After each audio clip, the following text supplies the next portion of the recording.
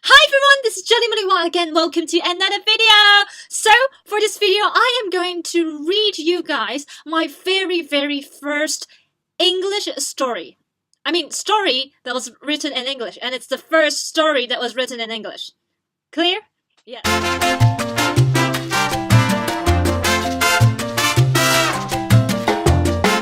So recently I was given a chance to give a 20 minutes talk or sharing to my students about my passion or my dream. And of course, the dream that I've chosen to share about was my dream of becoming a writer. 11點26分啦，咁我就完成咗我人生第一本嘅英文小説啦。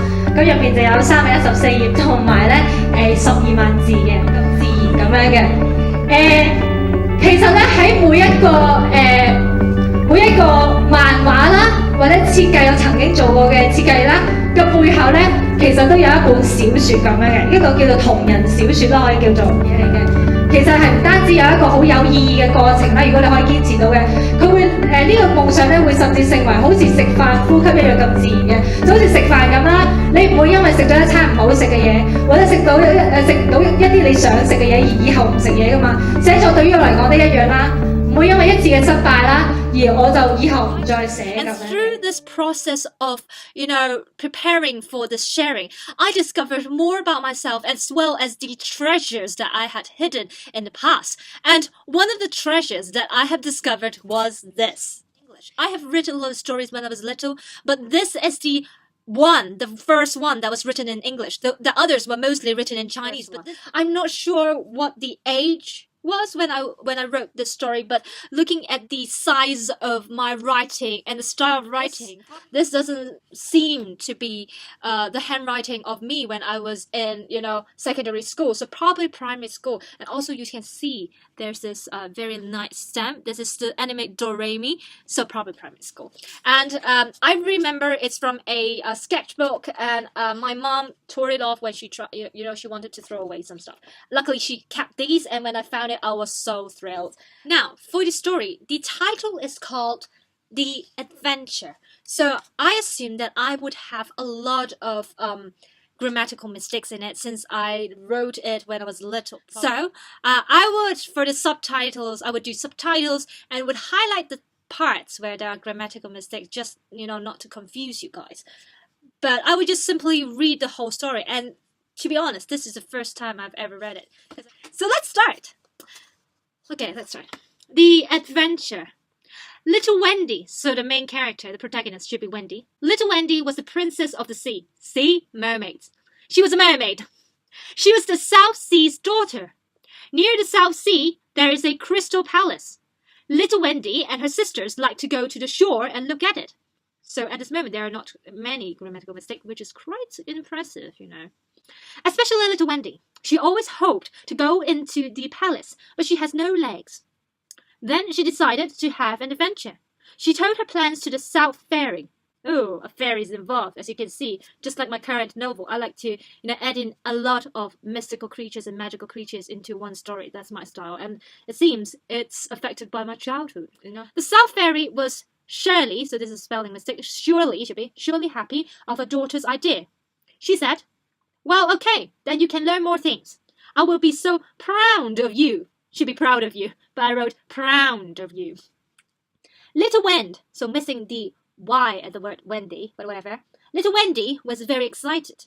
Her mother gave her a magic word that she can do anything she wants. Should be magic wand. Okay, so a magic wand that she can do anything she wants. Wendy was ready. She said goodbye to her sisters and mother and went away to start her dangerous and amusing adventure.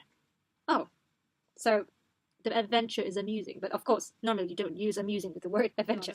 So the next paragraph, so to identify the paragraphs, I draw a wavy line here, as you can see. So let's continue. Next paragraph. There was a land called Fairyland. I feel like currently I'm writing a novel, an adult version of this whole story, because in my novel, there is a fairyland as well. But of course, I'm not literally calling it a fairyland, but a land for fairies with a different name. So, wow, my child, young me predicted what I'm going to write today. So back to the story. There was a land called Fairyland. There was a king and a queen who always long hope, which is not right, to have a baby. Then one little Wendy went here, and she knew this news about them. She transformed into a little white bird. She flew into the queen's bedroom and said to the queen, "My Majesty, you will soon have a baby girl." Then Wendy changed back into a human. The queen was very surprised. She said, "Oh, you are a fairy." "A fairy? I thought she was a mermaid." "Huh, okay, whatever. You're a fairy. What is your name?" "I want to invite you to my party when I have baby." Wendy said, "My name is Wendy. I will surely to come to your party." Then 3 weeks later, the king and the queen has a little baby girl. Everyone called her Alice. The queen invited all the fairies to come to a party. This feels like Sleeping Beauty, do you think? It's either Sleeping Beauty or Snow White. Definitely one of these fairy tales that I like. Okay, so the queen invited all the fairies to come to a party, especially Wendy. She was so happy. Wendy knew in this kingdom there are 13 fairies, but the party has only have 12 fairies. The wicked fairy was not here. Wendy was worried of the wicked fairy would destroy this party, but she didn't want to think about it because the party is going to start. Definitely Sleeping Beauty's story. The first fairy, the princess, a present. What? Oh, okay, so should be the first fairy gave the princess a present. She said, "My dear princess, you will have beautiful voice." Should be, "You will have a beautiful voice." The other fairies started their wishes for the princess. Some said she will grow as beautiful as a rose. Some said she would dance like a bird that fly in the sky. Okay, so next would be, when Wendy tried to give the princess a wish, the wicked witch suddenly appeared. She was jealous of the other fairies. Nice, I could use the word jealous. I thought I only used this word when I was in secondary school.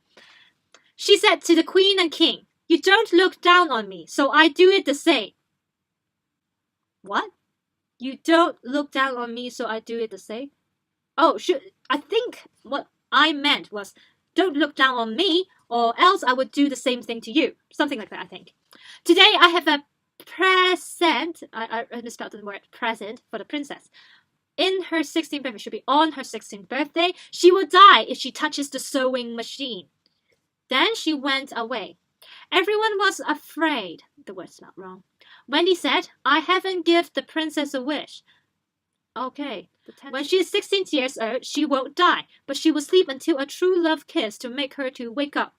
What? Oh, should be until she's given a true love kiss. Something like that. Definitely the story of Sleeping Beauty, you know? If you know those fairy tales, then you know what I mean.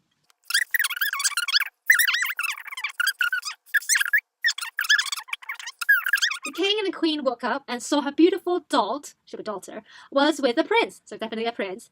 Then not long after, I think, the prince and the princess married. The queen was pleased of Wendy and gave her a beautiful gold apple. Wendy was happy. Okay, so that was the ending of the first story. Okay, now something happened to the castle. When the king and his wife stepped into the castle, they all said, "The captain knows the cooker. Everything has all nice food." And I say, "It took me such a long time to get it right. The cook and the cooker is two, and I was confused. So the cooker here and the cook is also. But yeah, this is the first English story. Even though it's not completed, I'm still really, thrilled to find this, because it gave me a lot of idea about myself that long time ago I already wanted to write my own story where I could, combine or chain up all the fairy tales, all the stories that I really like, or all the magical beings and creatures that I really like into one single story. That's my style. And of course, still the style at the moment. For my novel, I couldn't go into details, but I would say it's definitely something like this, where I try to link different fairy tales, different myths, different stories I've heard into this one series, and this is definitely something that was affected by the young me, I think. I can't explain how great this feeling is, and this is not something money could buy, and therefore it's never too late, for your kids or you yourself to write something right now. This is what writing means. It gives you a record. It tells you who you were and how you become who you are today. And for me, this is like going back to the past, time traveling. And I just feel like writing is so great because of this treasure that you produce. But anyways, I think this video is long enough, and I really hope that you like it, especially the part where I talk about my first story. If you're interested in knowing my second short, English story that I've written, do comment below and tell me about it. And if you like this video, always remember to give a big thumbs up and to subscribe, as well as that bell button downstairs. That's very important, and magical button that will remind you when I will be uploading videos. And of course, I will end this video as always, which is just end with, remember to stop existing, start living, and be alive. Bye.